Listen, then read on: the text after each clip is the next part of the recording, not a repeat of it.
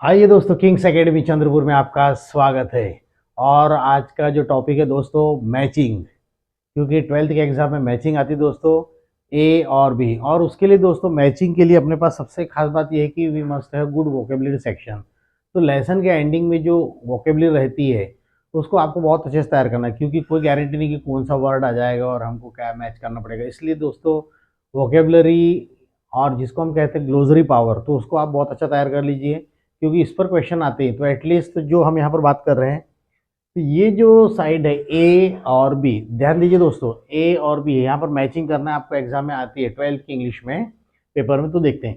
तो यहाँ पर जो ए सेक्शन है और दूसरा है बी सेक्शन, तो इसको मैच करना है। लेकिन दोस्तों, मैच करने की भी कुछ ट्रिक्स होती है, छोटी मोटी, मैं आपको बताऊंगा। लेकिन दोस्तों, उससे भी ज़्यादा ज़रूरी है वो है आपका वोकेबलरी पावर, आपका शब्द भंडार कितना अच्छा है। दोस्तों, शब्द भंडार अच्छा रहेगा आपका, तो आपको क्वेश्चन आंसर भी अच्छे बनेंगे, पर्सनल रिस्पॉन्स में भी काम में आएंगे।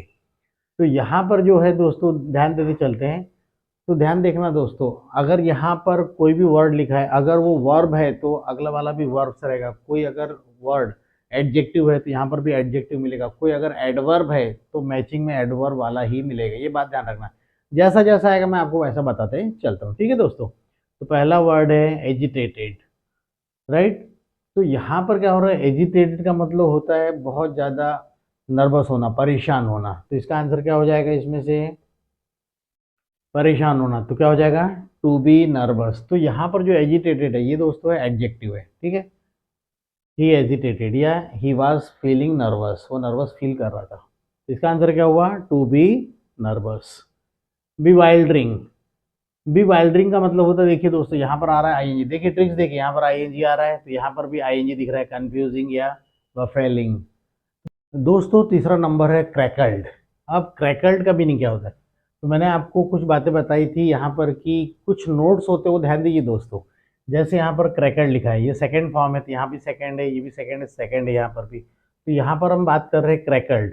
तो क्रैकल्ड का मीनिंग जो होता है यहाँ पर होता है आवाज़ करना, जैसे शूज़ की आवाज़, चप्पल की आवाज़, या क्रैकलिंग, या किसी चीज़ की आवाज़ कर रहा था। क्रैकल्ड यानी क्या होता है, मेड शार्प नॉइज, बहुत तेज आवाज़ें आना, ठीक है।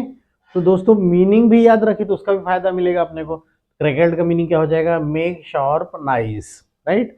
फिर अगला सेंटेंस है दोस्तों, अगला वर्ड है हमारे पास है ग्रोन्ड। ग्रोन का मतलब होता है बहुत ज्यादा दुख या खुशी, राइट। देखिए दोस्तों, ग्रोन का मतलब क्या होता है, ग्रोन मतलब बहुत ज्यादा शारीरिक सुख या दुख। तो यहाँ पर होगा ग्रोन। ग्रोन का मीनिंग अब कौन सा बचा है, एक्सप्रेस पेन और प्लेजर, यानी बहुत ज़्यादा दुख या सुख व्यक्त करना।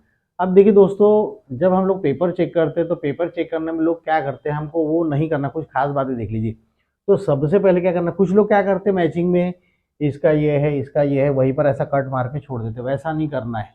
कौन कौन सी बातें हैं वो करना है जो आपको, क्योंकि सामने जो दोस्तों इंस्ट्रक्शन रहते हैं हमें, तो उसको हमको फॉलो करना पड़ता है। उसमें आपके मार्क भी डिडक्ट हो सकते हैं। थोड़ा इस बात का ध्यान रखिए, बहुत बारीक बारीक बातें हैं। तो जैसे हमको क्या करना है, एग्जाम में मैच द फॉलोइंग लिख दिया, आंसर लिख दिया, वहाँ पर ए भी लिख दिए।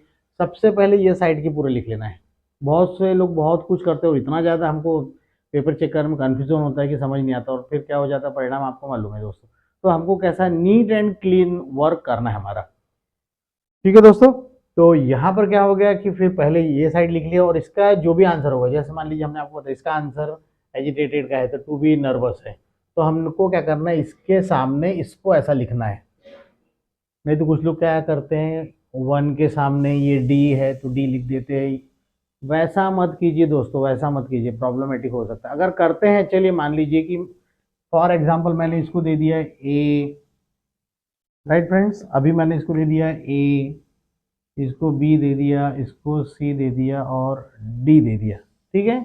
अगर आप लिख भी रहे दोस्तों, तो आपने लिखा एजिटेटेड के सामने बी लिखा, तो बी का पूरा लिखना पड़ेगा, टू बी नर्वस। बहुत से बच्चे क्या करते हैं फ्रेंड्स, एजिटेटेड के सामने बी, डी, जो भी है, बी, ए, डी, सी, ये आंसर लिख देते हैं दोस्तों। वैसा नहीं होता है, यहाँ पर कंप्लीट आंसर देना पड़ता है।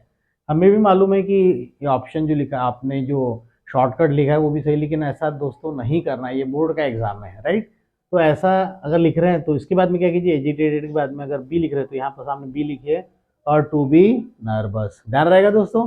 चलिए अब अगली मैचिंग देखते हैं। और दोस्तों, मैचिंग आती है और अपने को मैचिंग करना पड़ेगा, लेकिन कब जमेगा दोस्तों, हमको वो वोकेबलरी सेक्शन, हमको हर लेसन में डिफिकल्ट वर्ड रहते हैं। और एक खास बात बताना आपको भूल गए, वो ये है कि ये वर्ड, ध्यान दीजिए दोस्तों, ये जो वर्ड है अपने को, ठीक है, ये बाहर से आ रहे हैं। ध्यान दीजिए दोस्तों, मेरी बात पे ध्यान दीजिए, नहीं तो आप बोलेंगे कि वर्ड तो दिख ही नहीं और कहाँ पर। तो ये वर्ड बाहर से आएंगे, लेकिन उसका मीनिंग अपने को उस पैसेज से ही मिलेगा, इस बात का ध्यान रखिए दोस्तों, ठीक है। तो ये पूरे आपके पैसेज जो भी आएगा एग्जाम में उसमें से है, और ये जो है ये आउट ऑफ पैसेज है, मीन्स ये वर्ड आउट ऑफ पैसेज है, लेकिन ये इसके जो आंसर होंगे वो अपने पैसेज के अंदर से ही होंगे। क्लियर हो गया दोस्तों? चलिए, और ये जो मैचिंग आएगी दोस्तों, ये 2 मार्क्स के लिए आएंगी। That means each word carries half mark. ये जो मैचिंग आपको कितने मार्क्स की मिल रही है यहाँ पर, ये मैचिंग आपको मिल रही है 2 मार्क्स की। ये एग्जाम में आती ही है, ठीक है, तो इसको क्यों ना अच्छा तैयार कर ले। अब आप सोचेंगे जान दो ये 2 मार्क के लिए क्या करना। अगर आपने ऐसे ही हर कुछ चीज़ें बोलती चली गई, जान दो ये 2 मार्क के लिए क्या करेंगे, ये ग्रामर है 2-4 मार्क का छोड़ देते हैं इसको, फिर ये छोड़ दो वो छोड़ दो, दोस्तों सब छोड़ देंगे, फिर करेंगे क्या। दोस्तों ऐसा बोलते हैं कि टू में, दोस्तों ये ऐसा कहते हैं कि many a little makes a mickle, right. तो बूंद बूंद करके घड़ा भरता है, वैसे हमारे छोटे छोटे जो मार्क्स बन के बड़े मार्क बनते हैं, राइट है। तो इसको ध्यान दीजिए दोस्तों। अब अगली मैचिंग लेते हैं दोस्तों उसी लेसन से, ए बी इम्पीटियस। अब यहाँ पर आपने वर्ड पढ़ लिया है, तो कुछ कुछ मैंने आपको हिंट दोस्तों पहले ही बताया था कि कुछ ना कुछ टेक्निक मिलेगा। जैसे यहाँ पर ओ यू एस दिख रहा है, इम्पीटिवस है, ठीक है, और इम दिख रहा है, आई एम, तो कुछ 50% बोल सकते हैं। आई एम दिख रहा है यहाँ पर भी इम्पल्सिव दिख रहा है, यहाँ पर दिख रहा है। तो हम क्या हो जाएगा, इम्पीटिवस मतलब होता है अधीर होना, बहुत ज़्यादा उतावला होना, बहुत ज़्यादा उत्सुक होना वीकेंड से। तो इम्पीटिवस का मीनिंग क्या हो जाएगा यहाँ पर, इम्पल्सिव हो जाएगा। और अगला वर्ड है दोस्तों मटर।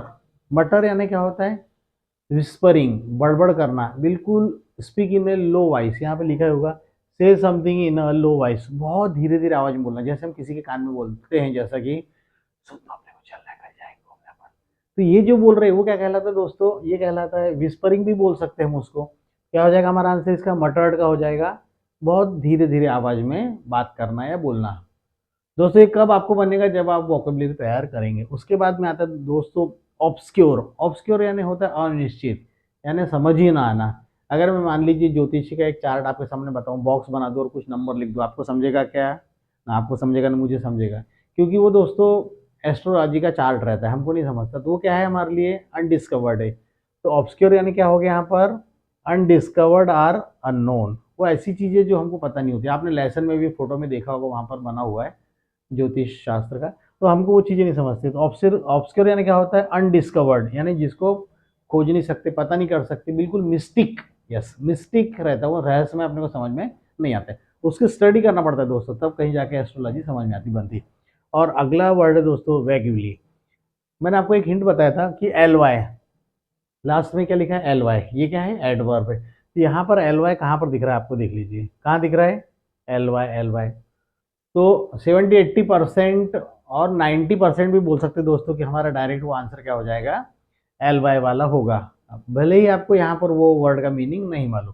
अब हम आपको बता दें, रेगुलरली का मतलब होता है अनक्लियरली या रफली। अनक्लियरली यानी बिल्कुल ठीक ठीक से समझ में ना आना, यानी कोई भी चीज़ क्लियरली नहीं होना। तो हमको अगर नहीं भी मालूम तो हमने क्या किया, एल वाई ले लिया, यहाँ से भी एल वाई मिल गया, तो ये हमारी मैचिंग हो गई, ये हो गई। तो दोस्तों उम्मीद करता हूँ कि आपको ये मैचिंग समझ में आ गई होगी, और इसको नोट कर लीजिए दोस्तों, और जब वक्त मिले पढ़ते चलिए। और इसके बाद मैं ऐसी मैं बहुत सी अच्छी अच्छी चीज़ें आपके लिए लाता चलूँगा दोस्तों। और दोस्तों साल भर थोड़ा ना थोड़ा पढ़ते रहिए, आपको मालूम है कंटिन्यूटी बहुत इंपॉर्टेंट है। अगर आप सोचते हैं कि बहुत टाइम है 12th के एग्जाम के लिए, तो ये गलत है, और आप कंटिन्यू पढ़ते रहिए, थोड़ा थोड़ा पढ़िए, नहीं तो क्या होगी, ये सारी चीज़ें पहाड़ जैसी बन जाएंगी। इसलिए जब प्रॉब्लम आती है तभी सॉल्व कर लो, अगर प्रॉब्लम को आपने डिले कर दिया, छोड़ दिया, तो वो प्रॉब्लम हमेशा बनी रहेगी। तो बेहतर बेटर वे क्या है, वो प्रॉब्लम को अभी सॉल्व कर लो। ओके दोस्तों, थैंक यू वेरी मच।